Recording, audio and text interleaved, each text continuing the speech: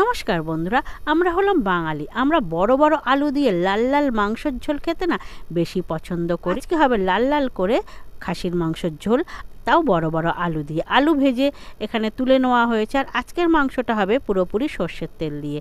তো কড়াইতে সর্ষের তেল গরম করতে দেওয়া হয়েছে, গরম হয়ে গেছে। ওর মধ্যে কুচিয়ে রেখে দেওয়া পেঁয়াজ দিয়ে ভালো করে ভেজে নিচ্ছে। মোটামুটি হালকা লাল হলেই হবে। তো পেঁয়াজ ভাজা বসিয়ে দিয়েছে। এখানে মাংস ধুয়ে বেছে জল ঝরাতে দেওয়া হয়েছে। খাসির মাংস রান্না হবে আজকে, তাও হবে 8 কেজি। তো এখানে পেঁয়াজ ভাজা হয়ে এসছে। এর মধ্যে এবারে দিয়ে দিল রসুন বাটা, শুকনো লঙ্কা বাটা, আদা বাটা দিয়ে ভালো করে কষিয়ে নেবে যতক্ষণ না আদা রসুনের কাঁচা গন্ধটা উড়ে যায়। দিয়ে এর মধ্যে এবারে ঝাল লঙ্কার গুঁড়ো। আজকে মাংসটা কিন্তু সম্পূর্ণ কড়াইতেই রান্না হবে।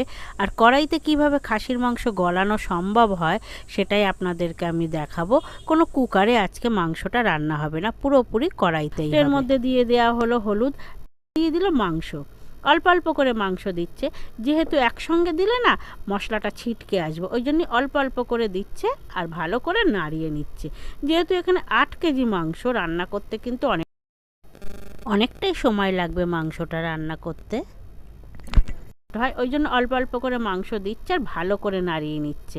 কেননা যেহেতু কড়াইয়ের গায়ে নিচেই যাতে মশলাটা আটকে না যায়, ওই জন্য বারবার অল্প অল্প করে দিচ্ছে আর নাড়িয়ে নিচ্ছে। তো আমার মা আজকে রান্না করবে, আর আমার মাই আমাদের বাড়িতে রোজ রান্না করে। মায়ের রান্নাটাই আমরা সবাই খেতে পছন্দ করি। তো সে অর্থে মাকে রান্না করতে হয়। হ্যাঁ, মা রান্না করতে একটু কষ্ট হয়, যেহেতু 8 কেজি মাংস নাড়তে দেখুন অনেকটাই কষ্ট হয়। তাও আমার মা রান্না করতে ভালোবাসে, তো ওই জন্য উনি এগুলোই সব করে। তো আমার মা কিন্তু অল্প অল্প করে মাংস দিচ্ছে আর নাড়াচ্ছে। দেখুন একবারে কিন্তু মাংস দেয়নি। এবারে দিয়ে দেওয়া হচ্ছে এর মধ্যে পরিমাণ মতন লবণ, দিয়ে আবার ভালো করে নাড়িয়ে নেবে। দেখুন জল ছেড়ে দিয়েছে মাংসর। উনি কিন্তু আজকে মাংসটা রান্না করবে কড়াইতে। আমার মা কুকারে মাংস দেয় না। হ্যাঁ, খাসির মাংস কড়াইয়ের কিন্তু টেস্ট সম্পূর্ণ আলাদা হয়। কুকারে দিলে হয়তো অল্প সময়ের মধ্যে গলে যায়, কিন্তু সেই স্বাদ হয় না। তো আজকে কড়াইতেই মাংসটা কিভাবে করে সেটাই আপনাদেরকে আমি দেখাচ্ছি। তো ভালো করে নাড়িয়ে নিয়েছে, নিয়ে দেখুন একটা বড় থালা দিয়ে ঢেকে দিয়েছে। এইভাবে মিনিট 15-20 ঢাকা দিয়ে রেখে দেবে, পুরো লো ফ্লেমে। ঢাকনা খুলে আপনাদেরকে দেখাচ্ছি। দেখুন জল ছেড়ে দিয়েছে, মাংসটা কেমন গোল গোল হয়ে এসছে। আবার আমার মা এইভাবে মাংসটাকে নাড়িয়ে নিয়ে একটু জল দিয়ে আবার ঢাকা দিয়ে লো ফ্লেমে মিনিট 15-20 বসিয়ে রেখে দেবে। দিয়ে আবার ঢাকনা খুলে দেখাচ্ছি। দেখুন জল ছেড়ে দিয়েছে, মাংসগুলো কিন্তু সফট হয়ে আসছে আস্তে আস্তে, সেটা দেখলে বোঝা যাচ্ছে। তো কড়াইতে ভালো করে নাড়িয়েও নিচ্ছে, মাংসটা বেশ সফট হয়ে এসছে, আর বেশি কষানোর দরকারও পড়বে না মনে হয়। তো এইভাবে নাড়িয়ে নিয়ে উনি আরেকবার কিন্তু ওটাকে ঢাকা দিয়ে দেবে, দিয়ে আরেকটু কষিয়ে নেবে। এইভাবে করলে অল্প অল্প করে ঢাকনা খুলবে আর জল দেবে, আর লো ফ্লেমে না বসিয়ে রেখে দেবে। মোটামুটি ওনার মাংস রান্না করতে ঘন্টা দেড়েক সময় নেয়।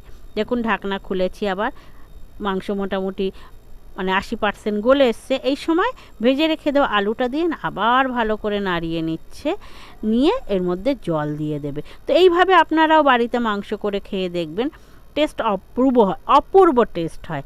খাসির মাংস কড়াইতে অনেকে বলে গলে না, কিন্তু এইভাবে করলে গলবে তো অবশ্যই, কিন্তু টেস্ট হবে পুরো দ্বিগুণ। আপনারা কমেন্টে অবশ্যই জানাবেন আমার মায়ের রান্নাটা কেমন হয়। তো এবার এর মধ্যে জল দিয়ে দিচ্ছে। আপনারা হয়তো ভাববেন কি পাত্রে এরা সব জল দেয়, কিন্তু আমরা বড় ফ্যামিলিতে তো সেইভাবে গুছিয়ে দেখানো পড়ে না। আর আমার মা ব্যস্ত ব্যস্ত করে, এতগুলো লোকজন খাবে, ওই জন্য হাতের কাছে যা আছে তাতেই মা জল ঢেলে দিচ্ছে। না, কমেন্টে কিন্তু জানাবেন আমার মায়ের মাংস রান্নাটা কেমন হয়। তো দেখুন টকবক করে ঝোল ফুটছে, উনি এটাকে আবার গ্যাস কমিয়ে মিনিট 15-20 খুব ভালোভাবে ফুটিয়ে নেবে। নিয়ে ঢাকা দিয়ে রেখে দিয়েছিল। দেখুন মাংসের কালারটা পুরো লাল লাল সুন্দর। এবারে মাংসটা পুরোপুরি তৈরি হয়ে গেছে। আপনারাও বাড়িতে এইভাবে করবেন আর কমেন্টে জানান। কড়াইতে মাংস রান্নার স্বাদ সম্পূর্ণ আলাদা, একবার হলেও বাড়িতে ট্রাই করবেন।